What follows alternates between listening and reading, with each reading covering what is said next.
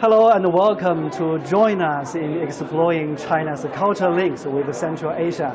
I'm CGTN reporter Meng Qingsheng, now right inside the Shaanxi History Museum. We started today's exploration from the finding of the 3 containers in southern Xi'an in 1970s. As most of the cultural items on display here in this part of the museum are from the from the 3 containers, 2 urns and 1 pot. And some of them have reflected the close cultural connection between China and Central Asian countries and beyond. And today, joining me in this live streaming is Guo Jia, the interpreter from the museum. Welcome to join us. Hello. Yeah, can you first tell us who you are? Okay. Hello, everyone. I'm Guo Jia, the interpreter of Shaanxi History Museum. Okay, so first share with us the story about the 3 containers. Okay, in 1970s, a construction program was underway in Hejiaqiong village, and then a cellar with treasure was found by accident. Almost 1,000 cultural relics were found in these 2 pottery urns and a silver jar. On the wall, yeah, we can see there's some items on display on the pictures here. Yeah, here are some gold wares and silver wares of the treasure. Yeah. So, can you tell us what are the items we're going to visit in today's trip? It's a secret. Okay, it's a secret. Then we're going to follow Guo Jia's footsteps to explore the China's cultural links with Central Asia and beyond. Let's go.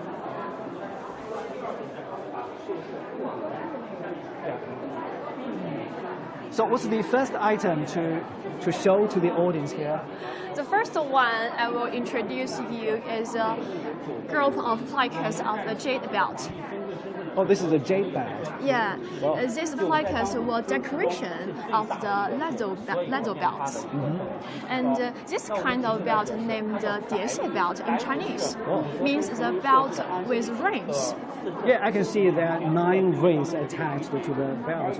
What's the meaning? What's the significance of the rings? Yeah, in the Tang Dynasty, the number of the rings equals to the social status of the owner. Okay, so who have the opportunity to put on this belt, this jade belt? Because in the Tang Dynasty, the 9 is the largest single number, so it symbolizes the supreme power. So this jade belt probably used by the emperor or all his relatives. Yeah, as you probably see in the murals, the painting actually excavated from tombs of Tang dynasties. You can see the people, like the noblemen, right? They are putting on this jade belt. Yeah. So this is quite popular among the noblemen back in Tang dynasty. And the jade belt is very wealth in the Tang dynasty. Okay. Yeah. Because in the Tang dynasty, the officials were divided into 9 ranks. As the symbol of the social status, the jade belt can only be owned by the officials above the 3rd rank. So all the jade belts are kind of produced and designed in China or beyond? This is a special one. Oh, yeah, we can take a closer look at this one. Please. And this jade belt plaque is from the cattle. From cattle? Yeah. Yeah. Other called the kuta. So this is the ancient kingdom, right? Yeah, it is an ancient Central Asia country. Yeah, as shown here on this caption, the kingdom is located around today's Tajikistan and Afghanistan, so mainly in the Central Asia region.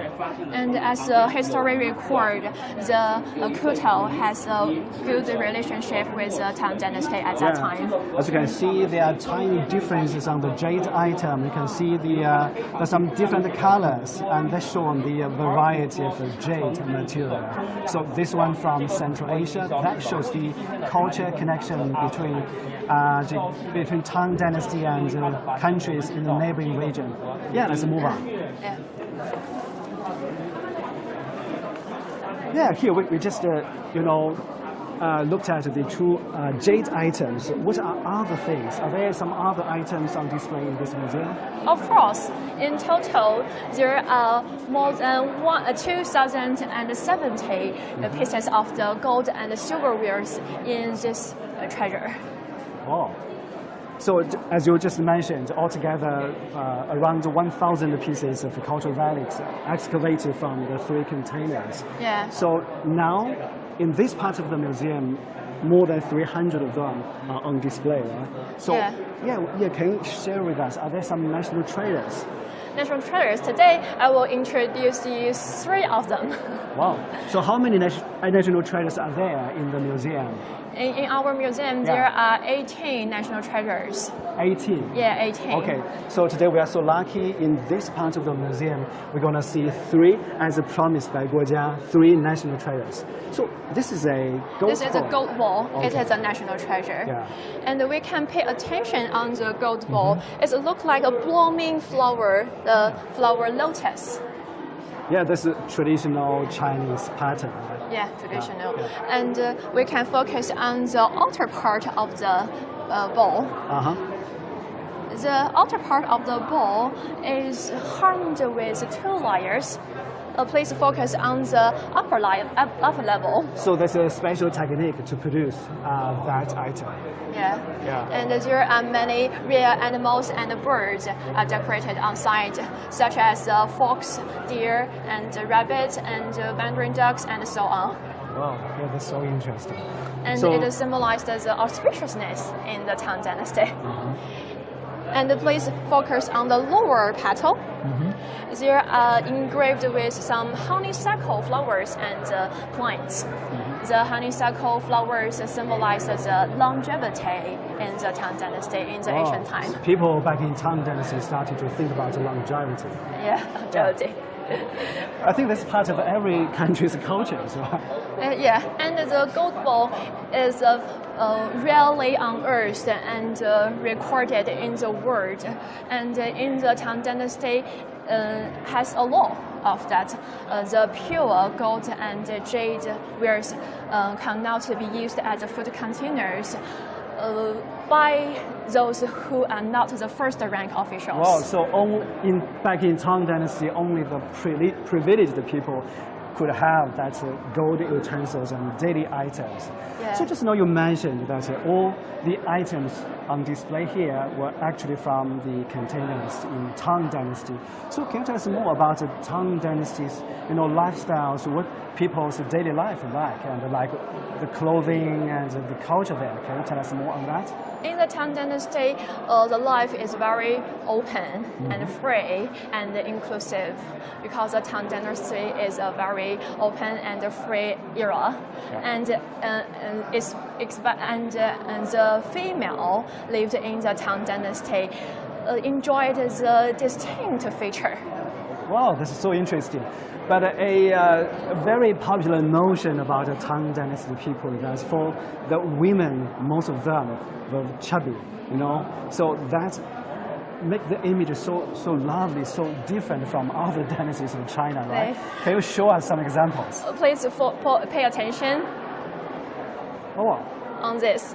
Okay, so the three items here are the typical hairstyles back in Tang Dynasty. Yeah, in the Tang Dynasty, the female pay more attention on their hairstyle, and they would like to make the hair bone on the top of the head. And in the Tang Dynasty, there are many hair ornaments. We can see this one. Okay, this one. You can see this one, the hair was dotted with the flowers and the comb, right? A gold comb. Yeah, gold comb. Just under the band on top of the head. This comb handle is made of two pieces of wafers, gold wafers. I would like to introduce to you this painting. This painting was made by Zhang Xuan in Tang Dynasty, and this one shows how a lady looks like in Tang Dynasty, right? And the unique designs of the hairstyles, right? Yeah, they also have the jade comb, the silver comb, and so on. Okay, so the items are all made of gold here on top of the head. Yeah. And here there's another painting. Can show that how the ladies in Tang Dynasty use their hairpins, right? Yeah. To decorate their hair. And that's a typical Tang style clothing female. And most visitors to Xi'an, they make up the Tang's clothes and the Tang people's hairstyle. Okay, so Guojia, I think today our mission, the purpose of our trip is to find the cultural connections between China and Central Asian countries and beyond. So can you show us some items that bears the influence from other cultures? Okay, there are some precious stones. Here are a sapphire. Well, this is sapphire? Yeah, sapphire. Yeah, this is beautiful. So also, discovered from the containers. It is the first time to find such amount of sapphire of the Tang Dynasty in this treasure, in this hoard. Well, that's the first time. Yeah, to find such amount of this sapphire. So why the sapphire so special? Because in the ancient times, the sapphire were regarded as the worship, and they adored connected with the religion. Religion reigns. They adored on the churches, temples in the ancient Egypt, ancient Greece, or the ancient Rome. Wow. In ancient Rome. In Europe, so most of the precious stones were introduced through the Silk Road from the western regions. Yeah, so as introduced by Guojia, this item, this sapphire, represents a typical evidence of the strong connection between Tang Dynasty and other countries. Anything else to share with us? I will show you some Tang people's life at that time. In the Tang Dynasty, as a result of the stable political situation and the economic prosperity, the Tang people's life was diversified. For example, this one. Yeah, this is it's a silver jar. A jar. Yeah. For to hold wine, for drinking wine. Maybe for drinking wine. Yeah. Okay. So we can see. If you have a close-up view of the pattern on top of the jar, there's a horse, right? Yeah, horse. A dancing horse. A dancing horse. Can you explain why this dancing horse on top of the jar? Okay, in the Tang Dynasty, reign of the Emperor Xuanzong, And a fabulous banquet was held in Qingsheng Palace when the emperor's birthday came. And all the officials and the foreign envoys and the rulers of the ethnic groups came to palace and celebrated for him. Yes, I think here is an animation showing the story of this dancing horse. Yeah, dancing horse. This is a banquet. During the banquet, there are hundreds of horses were decorated with jade and gold wares. Wow. And danced with music. Yeah, these horses were trained just for entertainment purpose, right? And in the highlight of the banquet, the horse were dancing now, right? Yeah, dancing. Later we will see the highlight of the banquet. Well, lots of musicians. Yeah. And we will. This is a leading horse. Okay. Now the leading horse. Nor the leading horse would pick up a glass filled with wine. Wow. Came to the Emperor Xuanzong. I think this is so difficult to train a horse. Yeah. To dance in the first place and then to pick up a wine cup and then serve the master, the emperor in Tang Dynasty, right? This is really difficult. So what happened to them next? And then rebellion broke out. On 755 AD, the Emperor Xuanzong fled away from the capital Chang'an, and these dancing horses became spoiled of the rebel armies. One day, a feast held in the army, and these dancing horses started with the music to perform. And these soldiers never know the dancing horses, so they whipped them to death. What a pity! I mean, nowadays it's so difficult to see, like people can train horses in that way, right? Like to train them to dance and to serve the master, picking up the wine cup. So that actually makes the item a national treasure, right? Yeah, national treasure is one of 18 national treasures of our museum, and it is not allowed to be exhibited to foreign countries. So that item would never leave China, right? Yeah. Okay. So now we have seen, two different national treasures: the gold cup, the silver jar, right? Yeah. Anything else? Other items to show us? I will show you the precious ware, the crystal and the jade. Please focus on these two cups. The shape of the cup is in the shape of the flower with many petals. This kind of cup is from the Sogdian's empire, maybe in the Central Asia today. Okay, so this item also bears the influence of Central Asian countries on the design of this item in Tang Dynasty, right? Yeah. But we can pay attention on the patterns of this cup. This honeysuckle. The honeysuckle is very popular in the Tang Dynasty because it symbolizes the longevity. As you mentioned, right? Yeah, longevity. Lots of honeysuckles on the designs of the cultural items in Tang Dynasty. We can tell that this cup is an integration of the Chinese culture and the foreign culture. Yeah. So what about that one? This one is the crystal. two items look almost the same, right? Yeah. Yeah, but this one is more clearer. Yeah. And this one is a crystal cup. In the Tang Dynasty, people like the crystal very much, and they used some poems to highlight it. Yes. And most of the crystal from the Western range. So some scholars believe that this crystal cup may be brought to the Tang Dynasty by the foreign envoys. Yeah. So I think the most different thing about this, the items are the pedal design, right? of this cup. Yeah. So that's very typical for the culture relics in Tang Dynasty with these paddles, Yeah. like for the wine cup. Because in the Tang Dynasty, it's a trait for nomadic peoples to use the exotic style utensils that they used utensils at that time.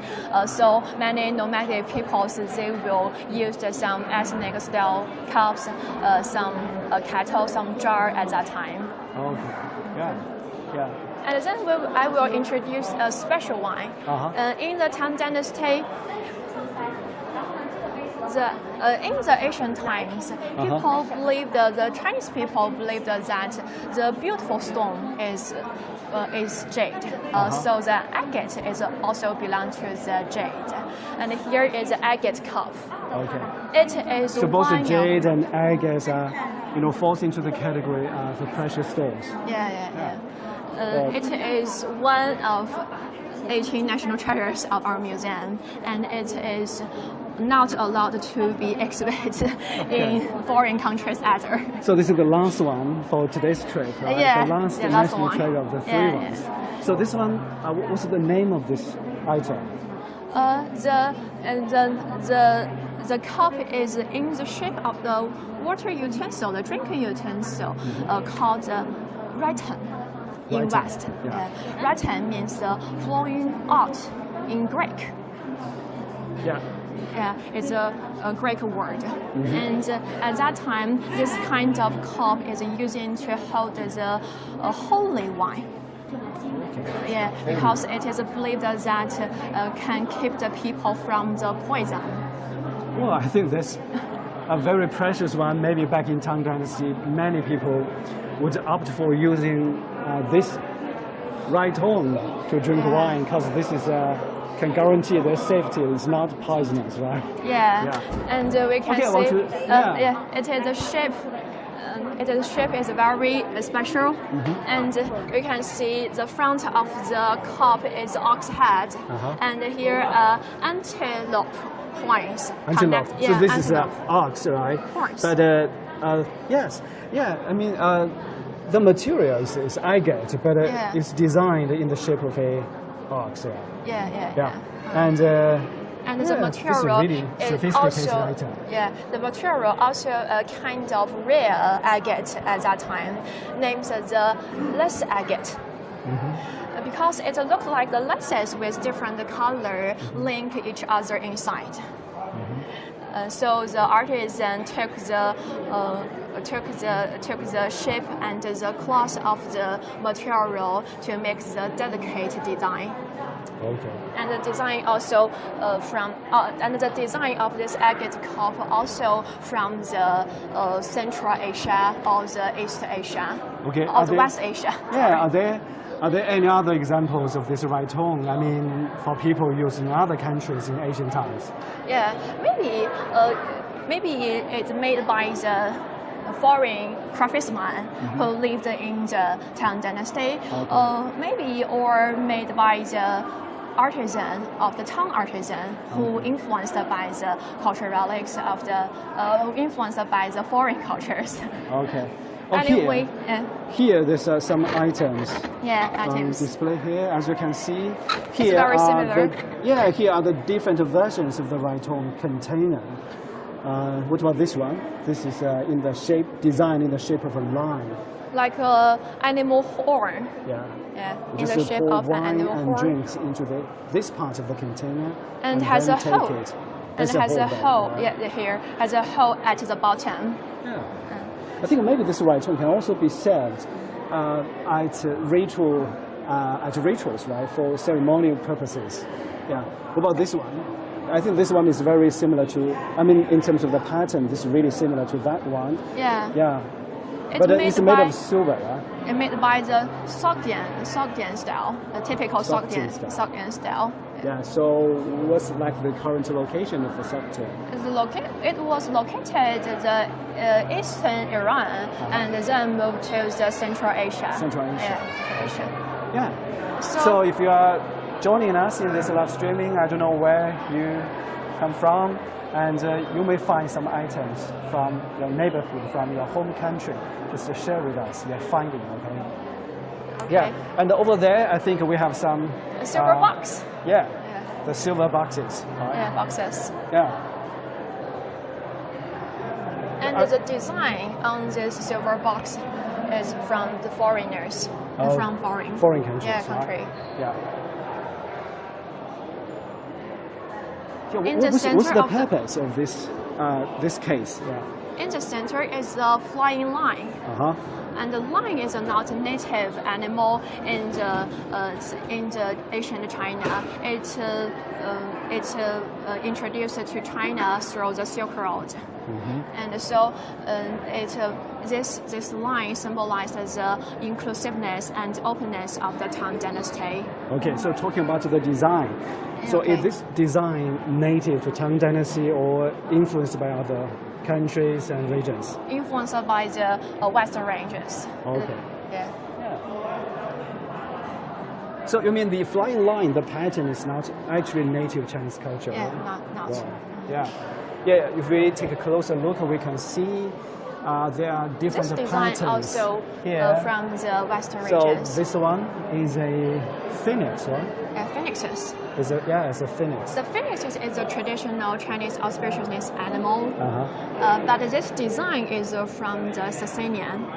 Okay. And there's the flying lines there. Yeah. And also there are rhinos, you know. Yeah. There are rhinos there, and the other pattern is flowers, right? Yeah. Yeah. Okay. Yes, talking about Tang Dynasty, I think the most important things that come to our mind is the ancient belt and the ancient Silk Road, right?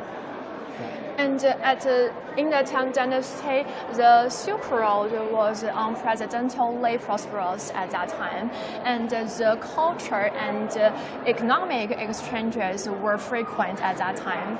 For example, there are more than 300 countries and range set the relationship with the Tang Empire, and in the heyday of the Tang Dynasty, there are more than 1 million people lived in Chang'an City, the capital of the Tang Dynasty. 5% of them are foreigners. Wow. So really open and international city, right? Yeah, the international metropolis, the Chang'an City. And that is actually a result of the prosperity of the ancient Silk Road. Here we got a map showing exactly the different routes of the ancient Silk Road. As you can see, Chang'an, now named the Xi'an city of Shaanxi province, is actually the starting point of the ancient Silk Road. As shown on this map, there are 3 different routes: the grass route, Silk Road, the land route, and the sea route. Of course, the mainstream one is the land route. As you can see, starting from Xi'an city, going westward, traversing the Gobi and desert area of Xinjiang, now Xinjiang Uyghur Autonomous Region, and then going westward of the Central Asian countries. You can see close there are several traffic hubs, like the Alma-Ata of Kazakhstan, Bishkek of Kyrgyzstan, and also 3 cities of Uzbekistan, like Tashkent, Samarkand, and Bukhara. So, and then moving westward, the Asian Silk Road went all the way to the Middle East and the Europe, and then finally arrived at the families like in Rome, in Italy, right? So this is a very, very famous and important route connecting the different regions. And there's also evidence showing the cultural exchanges between different cultures and civilizations, right? Oh, yeah, the Silk Roads were actually the bond of friendship between the East, the Central Asia, the West Asia, the West at that time. Yeah.